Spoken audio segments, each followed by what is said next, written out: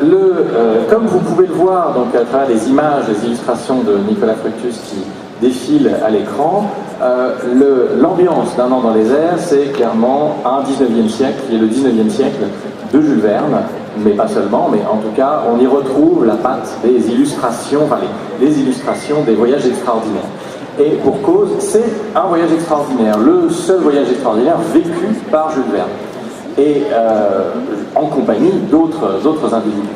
Et pour cette œuvre, quand il s'agit de la présenter, on hésite un petit peu entre finalement un texte écrit à l'humain ou une série d'illustrations animées par l'esprit de plusieurs écrivains. Bon, c'est un peu tout en même temps, évidemment.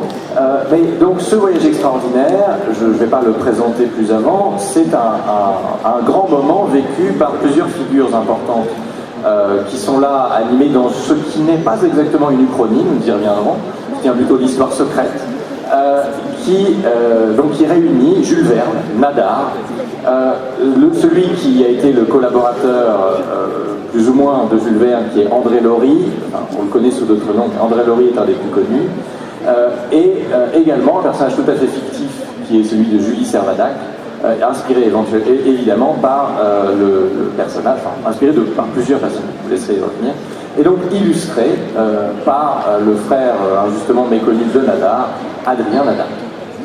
Voilà.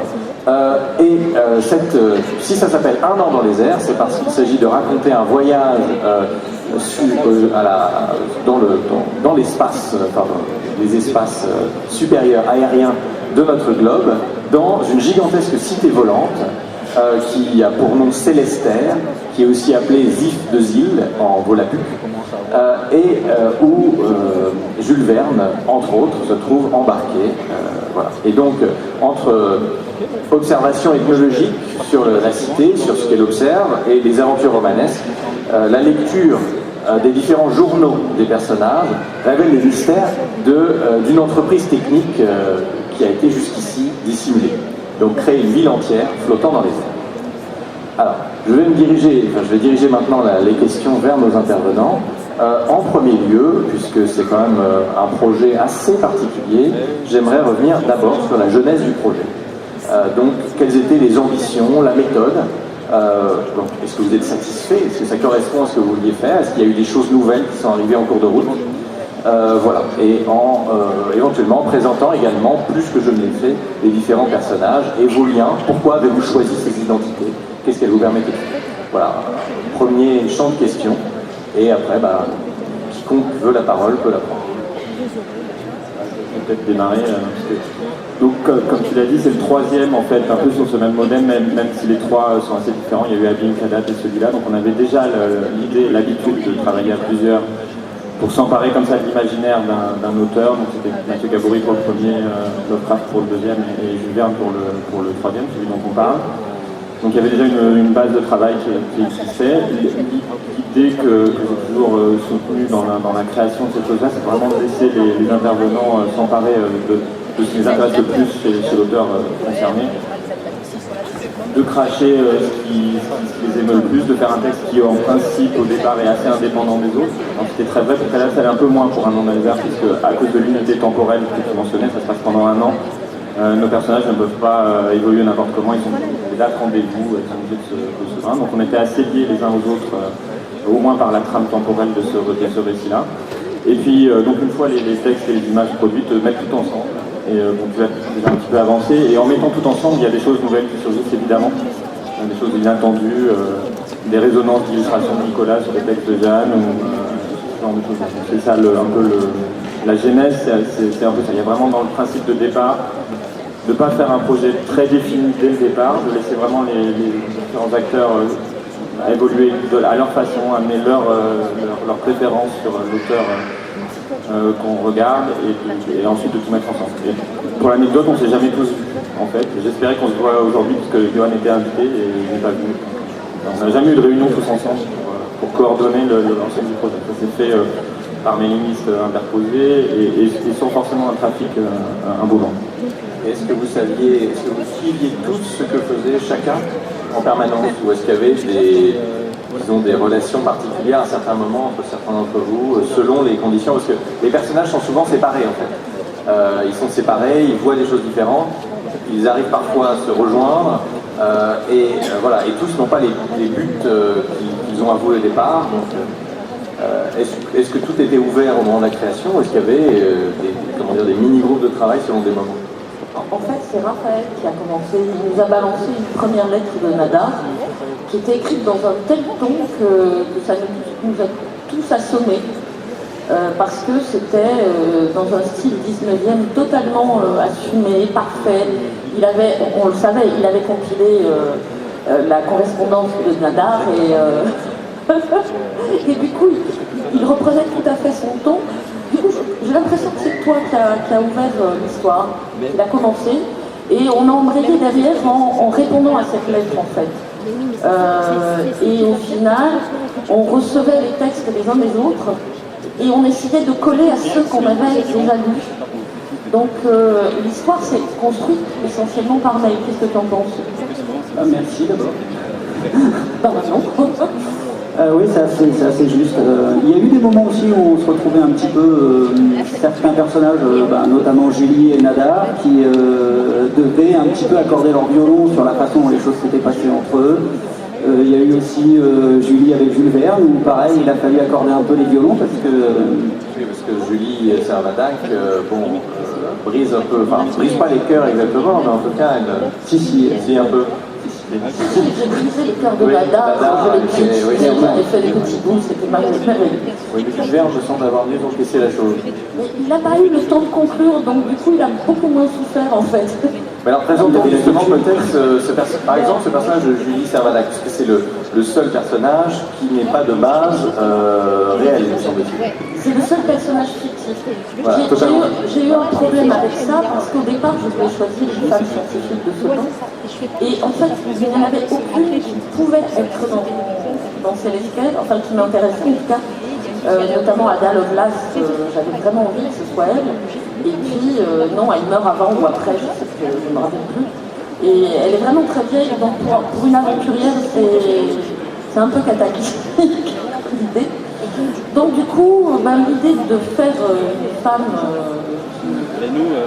de fiction m'est apparue très vite. Et ça m'a beaucoup libérée en fait.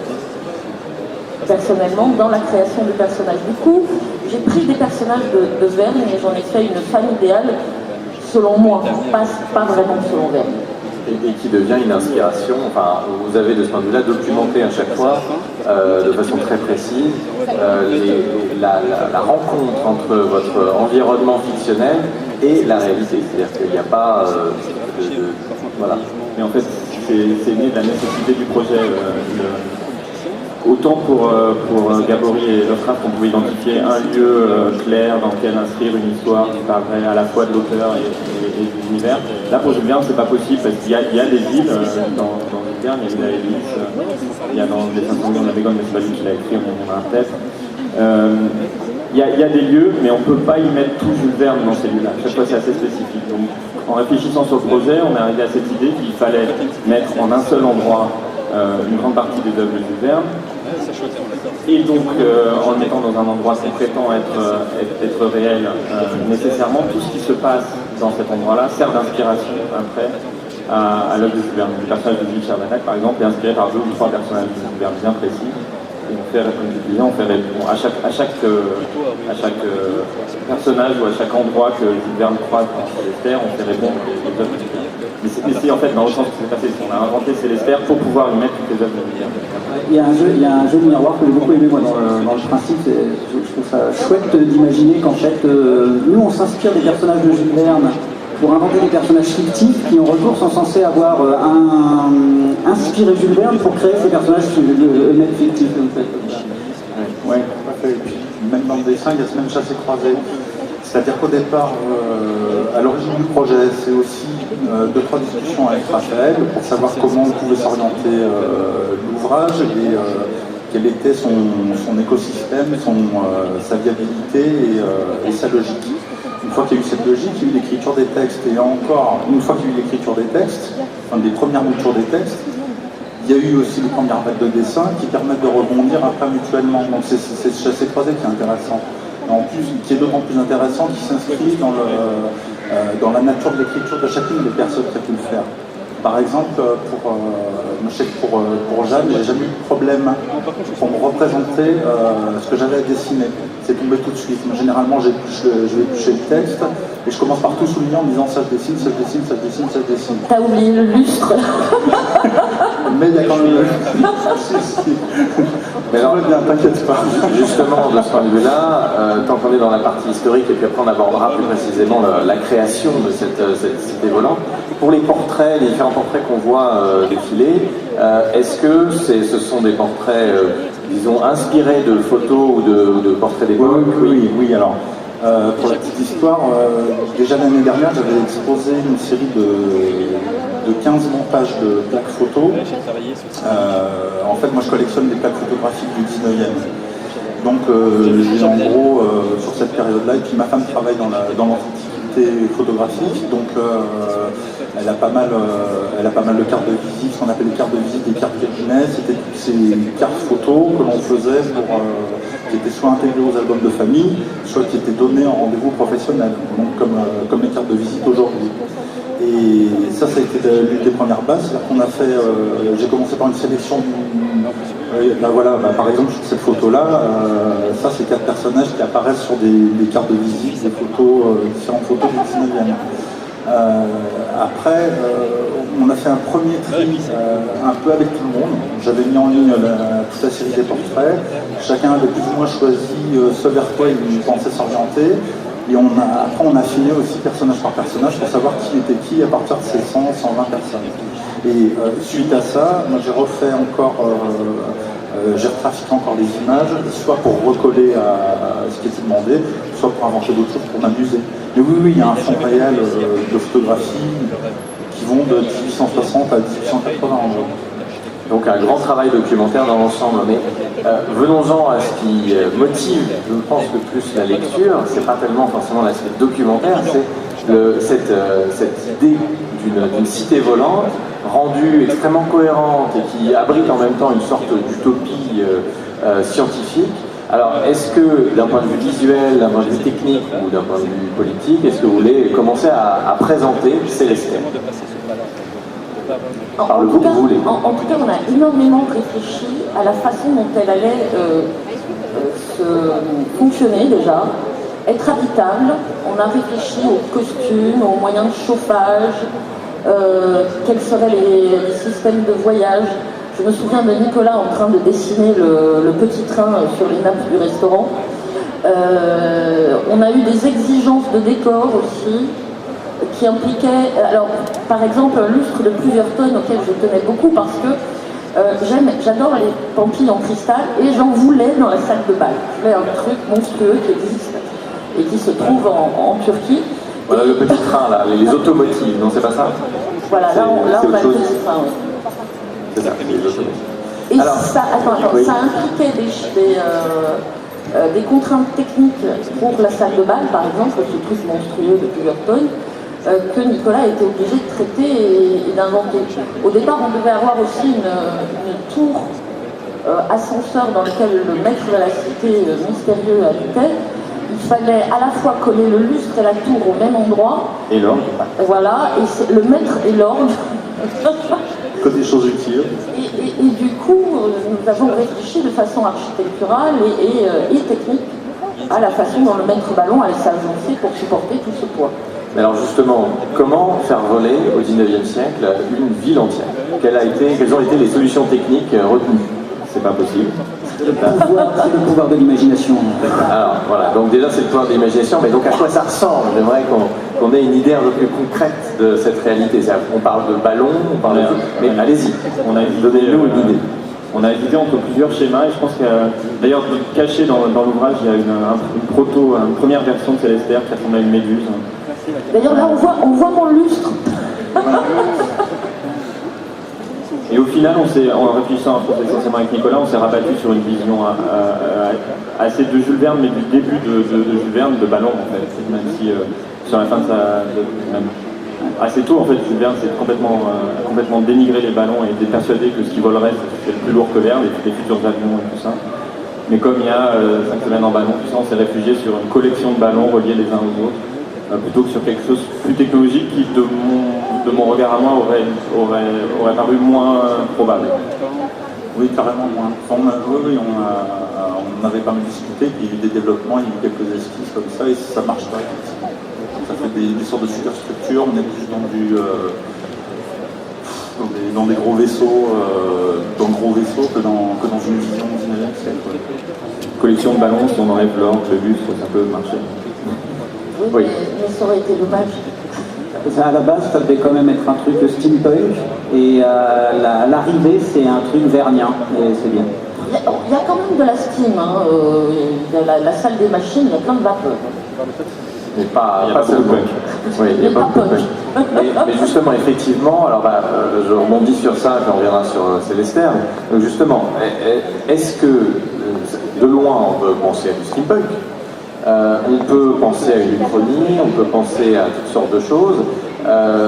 Qu'avez-vous voulu faire et qu'avez-vous fait exactement? Et voilà, dans quelle mesure est-ce que ici les amateurs de steampunk, de rétro-futur pourront leur compte?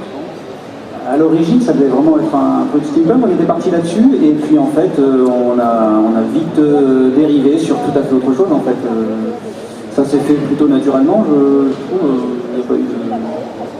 Plus on s'est plongé dans l'œuvre de Verne, plus on se rend compte que le steampunk actuel est en rupture assez forte en fait avec les images qu'il y a dans l'œuvre de Verne. Donc à la fin, je pense que c'est plus un hommage à Jules Verne. Ça aurait quasiment pu être écrit à cette époque-là, alors que le steampunk n'aurait pas pu être écrit à cette époque-là par définition, sinon on y était encore. De toute façon, ça fonctionne comme un roman de Jules Verne avec l'invention extraordinaire qui disparaît à la fin et qui ne change pas. On voit une image de la cité là en coupe. Qui ne change pas la fin du monde après sa disparition. Qui ne change pas le monde après sa disparition. Il n'y a plus personne qui va utiliser le Nautilus après la disparition de Nemo. Oui, on est clairement dans l'anticipation dans le présent dont parle Gérard Klein, c'est-à-dire l'idée de cette chose qui anticipe à l'époque et qui disparaît après sans laisser de trace. Justement, oui, sur Verne, lui, pour son époque, c'était de l'anticipation. Enfin, c'est comme ça que je le ressens profondément. C'est vraiment la prise en main d'un élément qui va décaler et qui permet de voir le monde, de voir les applications autour de cette chose qui est un peu décalée, pour voir comment tout ça évolue. Bon, et là, le principe d'un an dans le désert est assez similaire en fait. Et de ce point de vue-là, moi, je ne trouve pas ça steampunk dans ce sens-là. C'est plus la volonté de revenir à un décalage et de dire, bah voilà, avec ce décalage, qu'est-ce qui se passe? Et on est en 1870, point barre. Il n'y a pas d'autre décalage supplémentaire. Et vous avez quand même réuni toute une collection d'individus. Et alors, dans la question de la merveille scientifique, je pense au rôle joué par l'électricité, qui à la même époque, et vous le soulignez à plusieurs reprises, joue un rôle important pour le Nautilus dans 20 milieux sous les mers, qui publie à peu près à cette époque-là. D'ailleurs, il le termine depuis... Il le corrige depuis Célestère. Ouais, il le corrige depuis Célestère, c'est simultané, mais l'électricité joue effectivement un grand rôle, et je pense notamment au personnage de Nikola Tesla, qui est présent ici, alors qui est encore jeune et qui fait ses premières armes à ce moment-là. Il a 11 ans dans l'histoire. Tout à fait, mais qui est déjà, qui avait une compréhension importante. Vous êtes de ce point de vue-là amusé à faire intervenir toute une série de personnages qui évidemment ne se sont jamais rencontrés, mais dans une histoire secrète qui permet de les mettre en valeur et en même temps qui rend hommage à un certain nombre de figures parfois oubliées. Alors Tesla est connu, mais d'autres le sont. Sans compter qu'on fait de Tesla l'élève totalement subjugué de Robur le Conquérant. Donc, voilà, car le capitaine, c'est Robur. Pas sûr. Non, on n'est pas sûr en fait, on n'est pas sûr. Mais Robur, oui, non. Après, c'est des lectures. Oui, il y a toute une série de mystères. Il y a 2-3 grandes figures de l'œuvre de Jules Verne qui se sont imposées, quoi. Nemo, Robur, Saraceno aussi, mine de rien, c'est pas une grande figure, mais qui prend pas mal de place. Il y a un filet à Fogg aussi. Il y a Phileas Fogg aussi. Et il y a l'ombre tutélaire du Fauger en Magellanie, qui est le père adoptif de Julie, et qui en fait manœuvre en douce et en coulisses depuis la Terre. Mais alors, pour maintenant, donc, nous avons un lieu qui fonctionne plus ou moins à l'imagination, mais qui fonctionne, et qui emmène des figures diverses, on les a évoquées, qui ont pour particularité d'être quasiment tous des savants en devenir, et en tout cas des gens des érudits, à ce sens des savants techniques, mais ce sont des gens, des intellectuels, ce qu'on appellerait après des intellectuels, qui se sont réunis dans une espèce d'utopie scientifique. Est-ce que vous voulez présenter un peu cette utopie scientifique, ces principes? Oui, elle vient en réponse à la montée du nationalisme qui est très très forte à cette époque-là, qui amène à la guerre de 70, qui est une conséquence de Célestia d'ailleurs quasiment. Donc c'est en termes d'époque, ça vient, je pense, au bon moment. Et c'est l'idée, oui, que les scientifiques auraient voulu s'affranchir du poids des nations pour réfléchir librement à des modèles. Alors à leur science elle-même, ils mènent des expériences dans Célestia, des expériences scientifiques, en particulier sur le vol des aéroplanes par exemple, mais aussi et surtout sur une expérience sociale différente, donc à petite échelle, puisqu'ils ne sont pas très nombreux là-haut, mais essayer de casser les codes sociaux de l'époque. Donc, on disait en réaction, je pense, au nationalisme ambiant de cette époque, et en rupture totale avec la société. Par exemple, le personnage que j'incarne, à un moment, va voir le maire en lui demandant « je voudrais me marier », et puis il regarde, c'est plus le mariage, pourquoi tu parles? Et d'ailleurs, je constate de ce point de vue-là que c'était l'occasion de réfléchir à des manières d'intégrer dans cette structure de ballon différents instruments des laboratoires. On a vu là, on voit un liposcope par exemple. Donc, ça a été aussi l'occasion de reprendre des objets techniques de l'époque et de les intégrer à cette structure. Oui. D'autant plus que ça, c'est souvent un jeu moi, qui m'amuse pas mal, parce que par ailleurs, je travaille aussi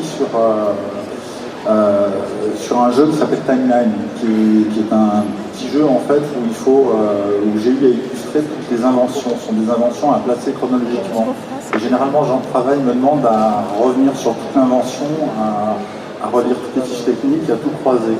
Et quand on a commencé le Jules Verne, j'ai commencé à faire pareil. Et c'est vrai que je suis tombé sur des prototypes d'hélicoptères photographiés par Nadar, des choses comme ça. Enfin, il y a plein de choses comme ça qui viennent, qui finalement coulent plus sous le sens qu'on ne le pense. Il y a beaucoup plus de choses, ça pourrait être même encore plus technologique, à tel point que je ne pense pas que ça ait été crédible de le présenter comme ça. Vraiment. Parce que en 1870, il y a encore plus que tout ce qu'il y a là. Vraiment. Oui, et donc là, on retrouve le souci documentaire qui est à la base de Mais alors, par exemple, cette armure là, cette armure électrique, c'était un petit peu. Je suis pas sûr qu'il y ait eu ce genre d'électronautes, je ne sais quoi. Non, il y a eu pas mal de choses approchantes, même en scaphandres intégraux sous-marins. Voilà, on retrouve le modèle. Et généralement, il y a beaucoup de choses que l'on prête sur le cycle des Lumières, sur le 19e siècle, et qui remontent même parfois à la Renaissance. Donc bon, pas pour les scaphandres, mais pas que. Mais si, oui, voilà. Il y a le modèle de la boule électrique qui est copié à peu près sur un appareil de Tesla aussi. Oui, semble. Alors je l'avais inventé au départ, mais le modèle que tu as choisi à la fin, c'était celui de Tesla. Niveau technologique, moi je dirais qu'on a juste, on a pris à peu près l'état des lieux de la science à l'époque, à peu de choses près. Les puristes nous excuseront s'il y a des. Oui, il y a toujours plus pointu. Moi, je n'en revendique pas non plus. Mais après, on a fait exactement comme Verne, à savoir, on a poussé un peu plus loin l'application scientifique pour élaborer quelque chose qui n'existe pas encore à l'époque. On a essayé de. J'ai vraiment l'impression que ça. C'est le processus qu'on a suivi. C'est vrai, comme tu dis, c'est vraiment ce que Verne faisait pour une grande partie de ses romans. Et donc hommage à Verne, effectivement. Mais alors, revenons sur certaines figures, les figures qui sont impliquées. On a un peu parlé de Jules Servadac, on y reviendra peut-être, mais parlons un petit peu d'André Laurie. Enfin, j'aime bien, je préfère l'appeler André Laurie. Mais c'est comme ça qu'il est arrivé dans le projet, comme tu peux l'imaginer. Donc André Laurie, dans son vrai nom, Pascal Grousset. Alors c'est le dernier qu'on a choisi en fait, parce qu'il était assez clair très tôt que évidemment Jules Verne embarquerait, que Nadar embarquerait également. André Laurie il est venu beaucoup plus tard en discutant, on ne savait pas trop qui serait le quatrième larron. Puis un jour, l'éditeur me dit qu'il a déjà entendu parler d'André Laurie, il a écrit 2 des romans de Jules Verne, c'est vrai.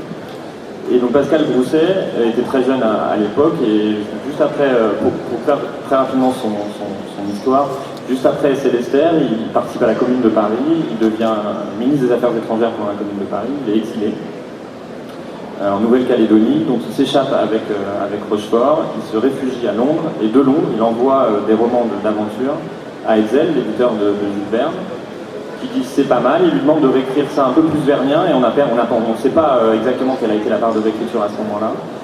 Et ensuite il les donne à Verne, et Verne se les approprie et en publie 2. Donc 2 des romans de Verne n'ont pas été écrits, en tout cas la première version par Verne, et là encore on ne sait pas exactement, à part dans la correspondance entre Hetzel et Laurie, quelle est la part de réécriture qu'a fait Verne. Et ces 2 romans, c'est Les 500 millions de la Begum, qui est un très très bon roman, le roman utopique de Verne, et Les pages du cimetière. Et on en trouve un 3e qui co-signe plus tard, c'est-à-dire qu'à un moment, Pascal Grousset est réhabilité, il devient député de Paris, et il rencontre Verne pour de bon cette fois-là, et il co-signe un qui doit être l'Étoile du Sud, je crois, je me souviens son nom.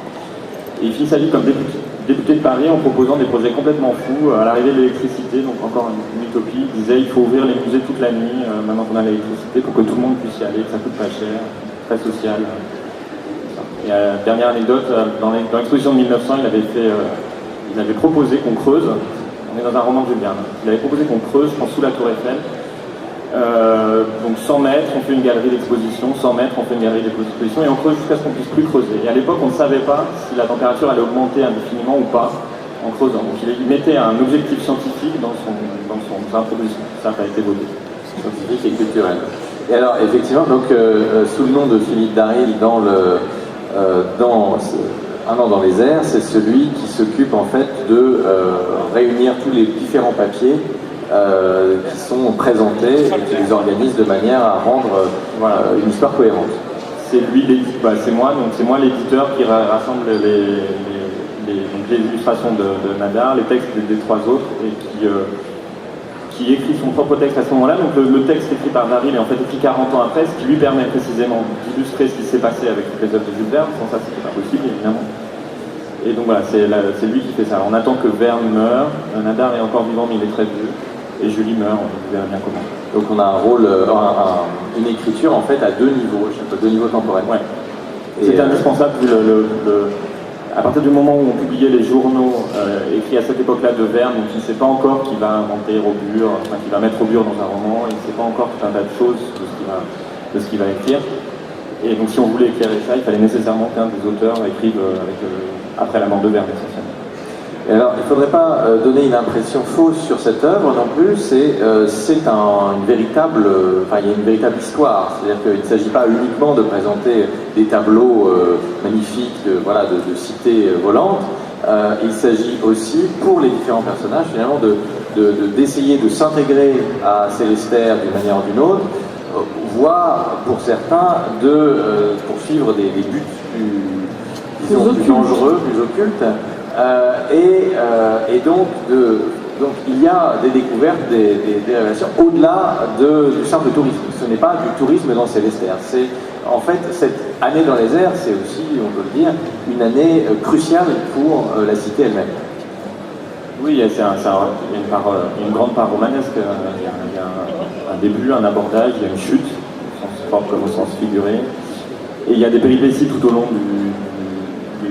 du roman où on se rencontre, on se croise, chacun sa petite histoire, mais on se croise, il y a une aventure électorale, il se passe pas mal de choses. On se ment beaucoup, heureusement que Laurie est là pour établir la vérité. Au moins les semblants de vérité 40 ans plus tard. Et même lui ne capte pas forcément tout. Non, il y a des choses qu'il ne sait pas. Ah bon? Oui. Avec le recul, c'est pas exactement ce qui s'est passé entre Verne et moi. C'est vrai. Ah, mais avec le recul, le personnage de Raphaël permet quand même de faire le lien entre nos textes en fait, et le lien avec toutes les œuvres de Jules Verne, de replacer tous les personnages fictifs dont nous on s'est tous les personnages de Jules Verne dont nous on s'est inspiré pour créer nos propres personnages fictifs. Sacré boulot quand même, Captain. Je me suis évidemment pas mal documenté sur Jules Verne.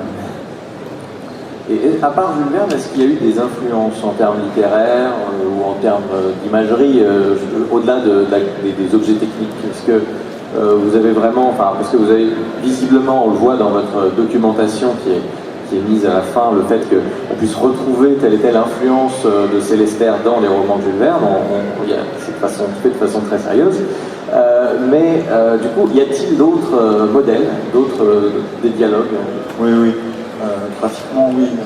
Clairement, il y a Robida, qui est un très grand illustrateur français de la fin du 19e, début 20e, et qui a fait beaucoup, qui fait partie des grands illustrateurs, parce qu'il fait partie des illustrateurs qui ont illustré leur propre histoire. Et ça, c'est assez moins courant. Et dans ses propres histoires, il a fait la guerre au XXe siècle. Donc il a fait une anticipation, c'est du Verne. Ça qui est génial, c'est que c'est du Verne. Sauf que c'est pas du Verne. Et souvent, ce que l'on en a comme image, ce sont les images que l'on a aujourd'hui de la science-fiction à la Jules Verne. Mais en fait, c'est la vision de Robida qu'il avait à l'époque, lui, de l'anticipation. Qui n'est pas forcément celle de Jules Verne d'ailleurs, mais sur des structures qui sont à la fois semi-volantes, semi-vapeur, voile... Oui, les images de dirigeables. Il y a de tout est mécanique, tout est folie. Et avec des textes en plus pertinents, c'est-à-dire qu'il était très critique et vraiment drôle. Enfin, voilà.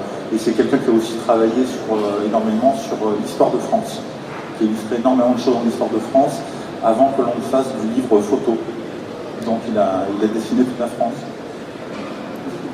Et au niveau des textes, il y a... Bon, déjà Jules Verne, ça fait beaucoup, comme source d'inspiration, mais il y a évidemment en plus Nadar. Tu as lu les correspondances, et je me souviens très bien que quand je te relisais, je te reprenais sur certains mots, je disais non, ce mot n'existe pas, tu me disais si, Nadar, même si ça n'existait pas aujourd'hui, ça existait au moins dans la... Donc il y a évidemment Nadar et évidemment Laurie qui imprègne l'ensemble. Moi, en ce qui me concerne, j'ai un peu fouillé du côté des utopies sociales du 19e siècle. Et pour comprendre quelles pourraient être les motivations, on va dire, politiques de Julie Servadac, qui sont complexes, qui sont humanistes, mais ça ne se constate pas au premier regard, parce que son humanisme consiste quand même à tenter de mettre à bas l'utopie sociale. Donc voilà, donc, il fallait que je trouve une architecture à son raisonnement. Oui, mais finalement, cette utopie sociale, est-ce qu'elle a un modèle, celle-là, par exemple? Est-ce que vous êtes inspiré de choses, évidemment, vous êtes inspiré un peu justement de Franceville, de Stadt, c'est quoi? Stahlstadt, voilà, avant les deux villes rivales, mais finalement, la logique qui est la vôtre pour Célestère, c'est une logique d'agrégat, et je réagis à ce que disait Nicolas, c'est-à-dire qu'on a un foisonnement dans l'invention et dans la masse de choses qui se produit, qui est quand même plus effectivement post-Verne que Verne. C'est-à-dire que Verne, c'est quand même quelqu'un qui présente une chose à la fois, éventuellement avec un entourage qui est développé par rapport à ça, mais il y a une idée majeure qui est développée pour elle-même de façon approfondie. Alors qu'effectivement, les gens qui ensuite, comme Robida, font un peu dans une surenchère par rapport à ça, font un foisonnement d'inventions d'un coup. Et finalement, vous êtes, tout en étant dans l'hommage, vous avez concentré un foisonnement d'inventions d'un coup. Et de ce point de vue-là, comment tenir l'équilibre? Est-ce qu'il y a des choses que vous aviez envisagées que vous n'avez pas retenues parce qu'il y avait un moment où ça débordait? Est-ce que vous avez vraiment réussi à tout? Oui, sur le fait d'être très haut dans les airs, et par rapport à la température. Il y a eu des gros soucis, on en a pas mal discuté. C'est vrai qu'on a eu froid. La logique, c'est la logique de la vision. Célestère est un objet qui doit être invisible pour les gens au sol. C'est une utopie volante qui se développe et qui est censée, par son autosuffisance, faire chic toute la planète. Et ça demanderait, vu la taille de Célestère, d'être à plusieurs dizaines de kilomètres du sol. Et c'est vrai que ça nous posait beaucoup de problèmes techniques et technologiques, de mettre tout le monde par moins 30 degrés dans la stratosphère. Donc il y a des réadaptations quand même, on a beaucoup discuté pour adapter, pour rabaisser cette hauteur-là et avoir quelque chose de plus rationnel. On a inventé une machine à nuages. Voilà, et comment la camoufler derrière les nuages? Non, vas-y. On a mis tout le monde à 0 degré finalement, il est moins 30, et puis on a inventé la machine à nuages, on a innové la machine à nuages. Parce qu'il y avait, malgré tout, il y a des cultures sur Célestère, donc il y a toute une organisation pour pouvoir être autosuffisant, donc fatalement ça ne pouvait pas se passer à moins 30 degrés. Mais pour rebondir sur ta question, on a abandonné une ou deux choses comme l'altitude, mais pas tant que ça, je pense. Pour moi, on est plus parti faire l'expérience nous-mêmes. C'est-à-dire qu'au début, on avait des listes, mais on n'avait pas une liste très exhaustive de tout ce qu'on voulait mettre, précise. Pour moi, on est parti un peu, puis on a mis ce qu'on avait envie au fur et à mesure, et puis sauf si ça faisait un clash vraiment, je crois d'ailleurs, n'est pas arrivé. On a même mis un lustre. Oui, non, mais le lustre, c'était pour faire joli. Je trouvais que ça manquait d'esthétique. On a longuement discuté sur le chauffage des serres, les doubles vitrages, de l'eau à travers les doubles vitrages. Est-ce que le soleil allait fonctionner dans ce programme? Bref, ça a été un long moment de... Et Nadar me rappelait que finalement, s'il y a un truc qu'on a enlevé, c'est l'éléphant. Ah oui, c'est vrai, on n'a pas d'éléphant. Ah, mais c'est vraiment la merveille scientifique, encore une fois. Il y a quand même un zoologue là-haut qui fait des expériences sur... Oui, mais à la place, on a mis des papillons. C'était bien aussi. Ça prend moins de place, effectivement, et c'est moins long. Bien, et alors, de ce point de vue-là, qu'est-ce que le projet du livre en lui-même, de ce beau livre en lui-même, bon, il fait suite à d'autres ouvrages qui avaient déjà rencontré un certain succès, qui étaient déjà des résultats aboutis, donc vous saviez un peu où vous alliez, mais est-ce que dans la création de ce livre, est-ce que vous avez le sentiment d'avoir innové justement par rapport à ça, des choses, tracer une voie un peu nouvelle en proposant justement donc une sorte de mix entre donc un récit romanesque à plusieurs voix et en dialogue et qui s'inspire et qui inspire des illustrations proposées ici par Nicolas Frédéric. Est-ce que vous avez le sentiment de faire quelque chose de nouveau ici en termes de création? Oui. Non, oui, en toute modestie. C'est une question un peu fermée, effectivement. Ouais. Oui, il y a énormément de tentatives de ce genre, hein, bien sûr. Je ne pense pas qu'il y en ait beaucoup où tous les aspects sont poussés aussi loin. Ce qui n'est pas forcément une qualité, hein, mais ça, le volume de texte, c'est le volume de texte d'un roman typique. Souvent, les livres illustrés ont moins de texte, pas tous. Hein. Et pareil pour les illustrations, il y a 80 illustrations, quelque chose comme ça. Ouais, même plus. Ouais. Si je compte les photos, ça fait plus. Ouais. Donc, c'est pareil, quand on prend une BD, il n'y a pas d'illustration, il n'y a pas beaucoup de texte. Donc, je pense qu'on on a essayé de pousser les choses assez loin. Et tu disais ce qu'on avait l'impression d'innover. Moi, par rapport sur les trois que j'ai dirigés, sur celui-là, j'ai l'impression d'avoir abouti. En fait. C'est-à-dire d'avoir réussi à conjuguer les talents de trois auteurs plus moi et d'un illustrateur et d'avoir intimement lié ça le plus possible. Donc à date, ça restait assez séparé, les récits restaient assez séparés, très peu connectés. Là, c'est vraiment tout est inscrit, quoi, vraiment très enchevêtré, je dis. Mais c'était très bien parti, outre le fait que Nadar nous a poussé directement. La correspondance qu'on a eue ensemble en tant qu'écrivain pour mener le récit en tresse jusqu'à son terme a été assez exaltant, puisqu'on a assumé nos rôles par lettres au point qu'il y avait de grands moments gênants. Notamment David qui venait de voir la première photo, la photo de Julie nue, et qui m'envoie un mail où il m'embrasse sur le sein gauche. J'avais pas vu la photo, donc je n'avais pas compris du tout. Je lui réponds d'un ton sec que je suis qu'il est le seul avec qui je n'ai pas couché, et que par conséquent il ne se permet pas ce genre de familiarité. Et on était totalement dans le roman, en fait. Je lui réponds, tout le monde a vu sa photo. Voilà. Mais on a vraiment joué cette écriture, je trouve, et ce dessin. Et je crois que c'est ça qui a fait le levain de ce gâteau, quelque part. Il faut qu'on sorte un bêtisier ou quelque chose comme ça. Raphaël, si tu veux ajouter quelque chose? Non.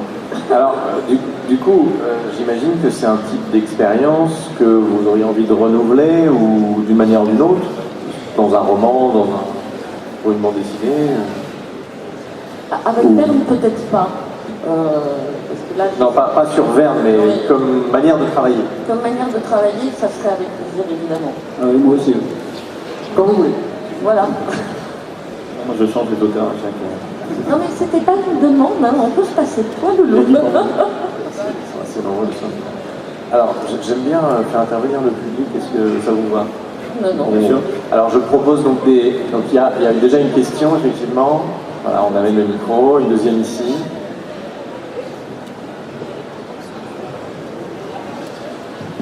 Si. Moi, ma question, elle va être assez terre à terre. C'est pour la démarche de publication. Comment est-ce que vous avez vendu en fait le projet aux maisons d'édition? Enfin, pas que celui-là, tous les projets que vous avez fait. Enfin, ce genre de livre, comment ça se passe? C'est une bonne question.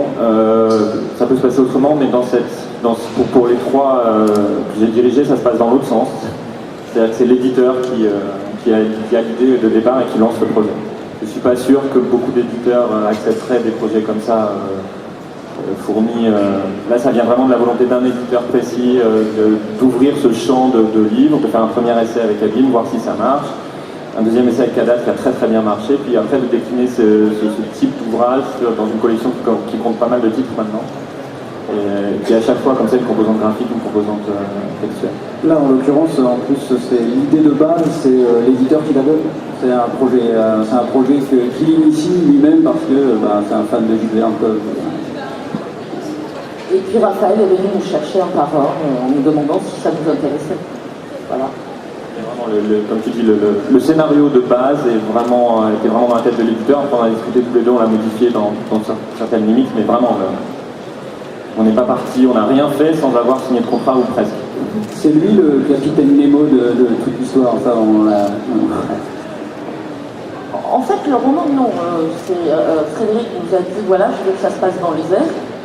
Et il y aura tel type d'organisation, et après on a raconté l'histoire qu'on voulait. Elle est née entre deux verres de vin et ça fait frites. Oui, lui il nous a donné le concept général, voilà. De base, et après nous on a brodé. Voilà. Bien. Donc une autre question ici, puis il y avait une question devant aussi, mais voilà, d'abord monsieur. Est-ce que dans la réécriture de l'histoire, est-ce que Daryl a manipulé un peu l'histoire? Est-ce que Daryl a manipulé l'histoire? S'il l'a manipulé, il ne vous le dira pas.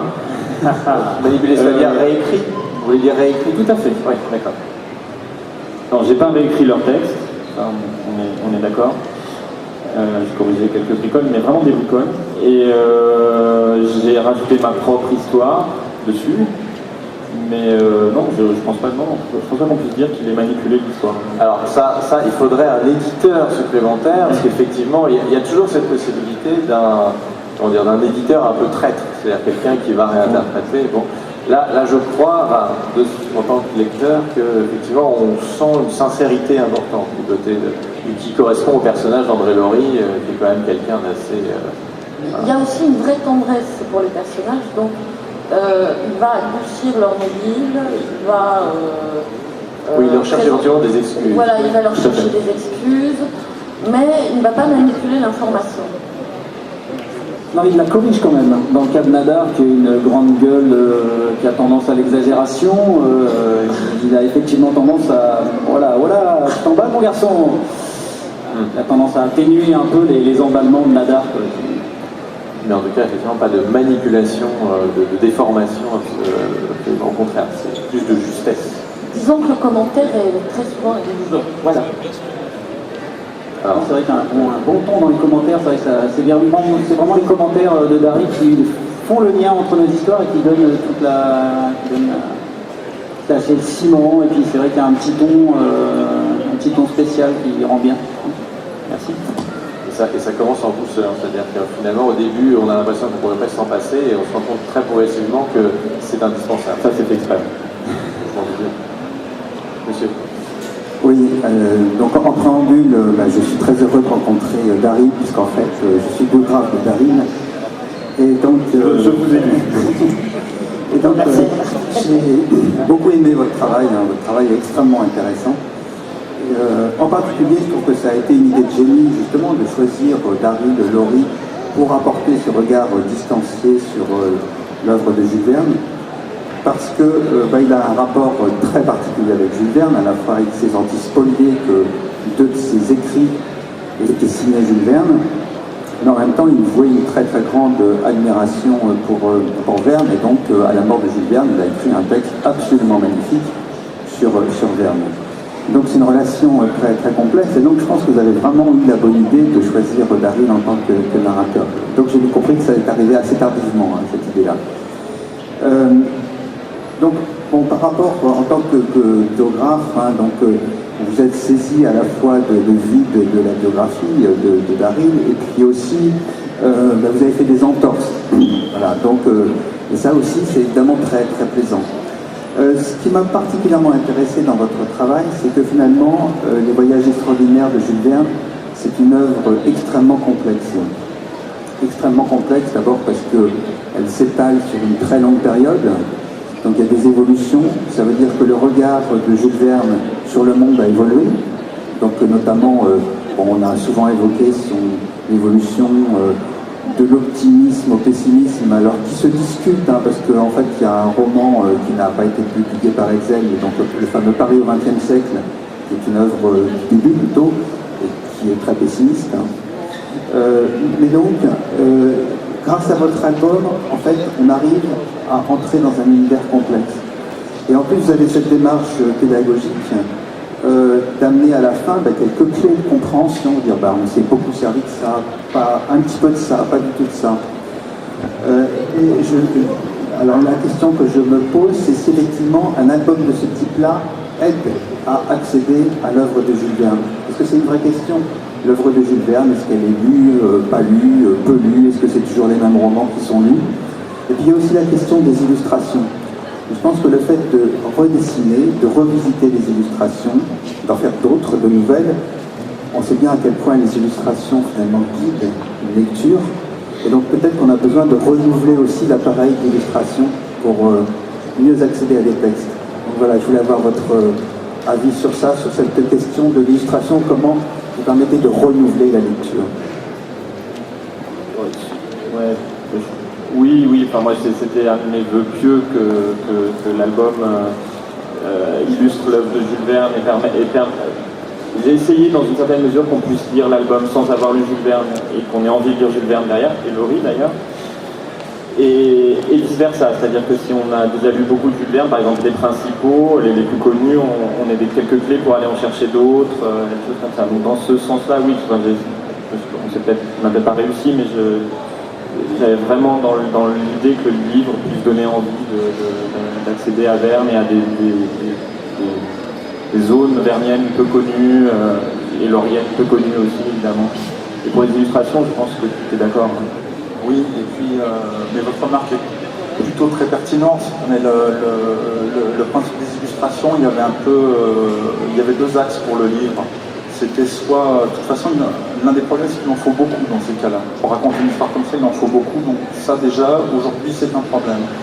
L'autre chose, c'était de savoir s'il fallait repartir, s'il fallait que je reparte plutôt dans ce qui avait été fait chez Hetzel et dans l'illustration traditionnelle de Verne, avec un principe de très gravure. Il avançait comme ça. Je trouve que c'était pas forcément pertinent. Enfin, moi, c'est pas ma tasse de thé d'aller essayer de pasticher ce qui a déjà été très bien fait il y a 130 ans maintenant.